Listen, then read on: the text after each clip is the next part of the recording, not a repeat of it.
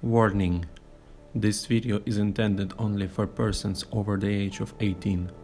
The material contains descriptions of torture and massacres, photos and horrifying details. If you are uncomfortable with such content, then I strongly recommend turning off this video. 44 Days of Hell. The murder story of Junko Furuta. Junko Furuta was a 16-year-old Japanese girl who underwent 44 days of rape and torture before dying in the hands of her captors on November 22 in 1989. Known throughout Japan as a concrete encased high school girl, the case of Junko Furuta drew nationwide attention owing to sheer brutality the girl had to endure before death found her. Junko Furuta attended a high school in Misato in Saitama Prefecture, Japan. She was a good-looking, active teenager who enjoyed a lot of attention, which made some people jealous.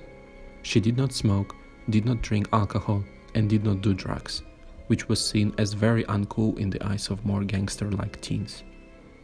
One of them, Hiroshi Miyano, had a crush on her, but not looking for a relationship. Junko Furuta turned him down. Hiroshi Miyano was the bully in the school and involved with the new generations of the Yakuza. Nobody dared to oppose him, and Junko Furuta had the nerve to say no. On November 25, 1988, she was kidnapped by 4 teenage boys. One of them was Hiroshi Miyano. The boys took Junko Furuta to the house owned by one of the kidnappers' parents in the Ayase district of Adachi, Tokyo. While in captivity, the kidnappers forced Junko Furuta to call her parents and tell them that she would run away and she's going to stay with a friend, but insist that she is not in danger. Not able to realize what was coming and too scared to remain non-compliant, Junko did exactly as she was told, ultimately forestalling a manhunt that would have otherwise followed her disappearance. Parents of Nobuharu Minato, in whose house Junko Furuta was kept, visited their son on a few occasions. Still, under threat of increased violence against her, Junko Furuta was requested to pretend that she was a girlfriend of one of the boys. However, even when it became apparent that she was a captive in the house, the parents did nothing for fear of relation from Hiroshi Miyano, who was known to have the Yakuza connections.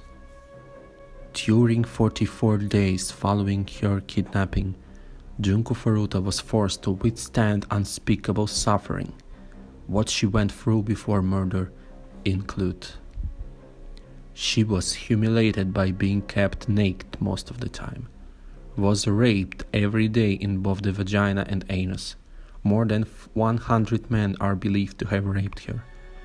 The captor with Yakuza connections has invited other Yakuza's members to have a go at a 16-year-old girl. She is estimated to have gone through about 500 rapes. At one point, she was raped by 12 different men in one day. Endured physical beatings included hits with golf clubs and bashing of the face against the cement floor. The 100 men who are believed to have raped her had also reportedly enjoyed urinating on the girl. Frequently, to turn her rapist's on, she was forced to masturbate in front of them and their guests. She had various objects forced into her vagina and anus, including a bottle, an iron bar, scissors, roasting needles, grilled chicken skewers, etc. She was provided with only a limited supply of food or water. She was forced to eat live cockroaches and drink her own urine. Had fireworks forced up her buttocks and set them off, causing severe burns. Had her left nipple ripped off with pliers. She had dumbbells dropped on her stomach while lying on the floor with hands and feet tied up. This resulted in a loss of bowel control. She was hanging from the ceiling and used as a boxing bag. She was kept in a freezer for several hours.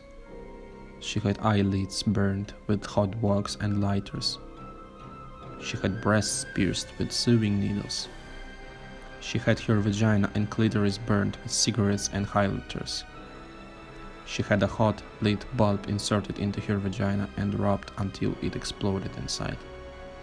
While she was only 1/4 through her ordeal, owing to ongoing beatings, Junko Furuta couldn't breathe through her nose due to the accumulation of blood in her cavities.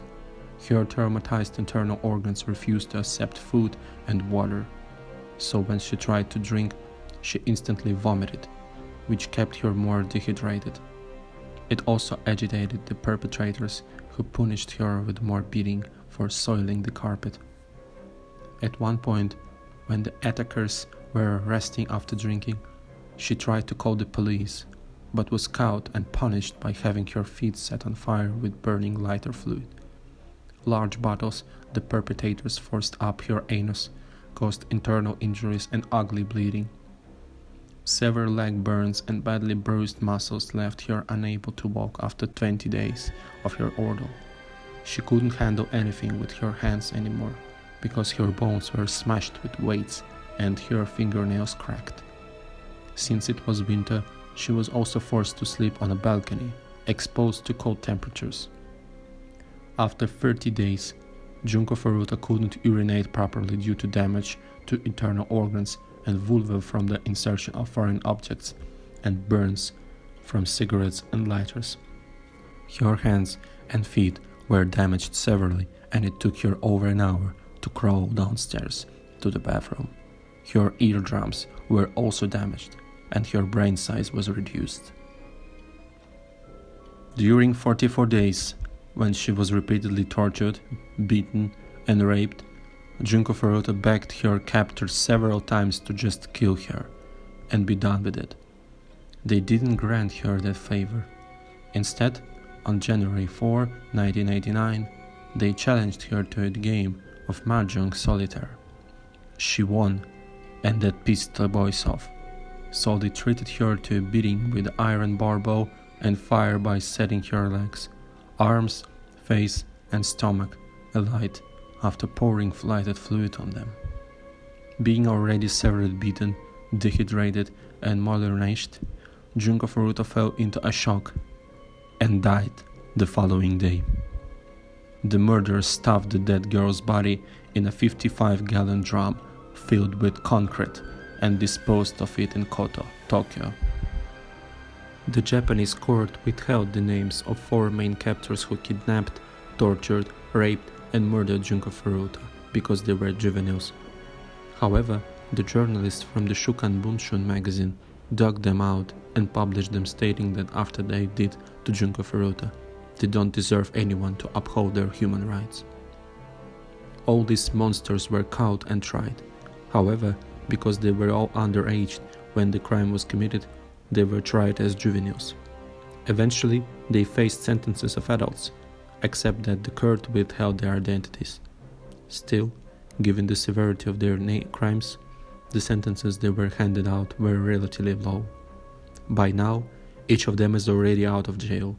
3 of the boys served less than 8 years.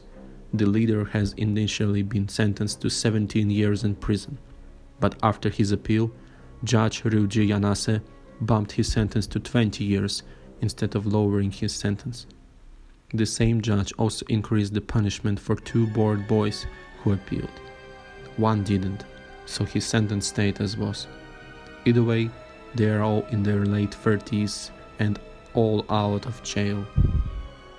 Joe Kamisaku, not his real name, released in August 1999, went back to prison in July 2004 for 7 years to beat a guy he thought was luring his girlfriend away from him.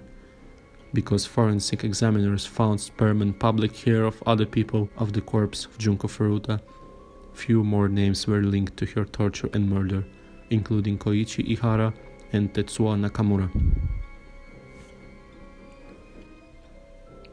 Thank you very much for listening to this story. If you were horrified as I was, please let me know in the comments and share with me your thoughts about this horrible situation. So thank you very much for your attention, and see you in next videos.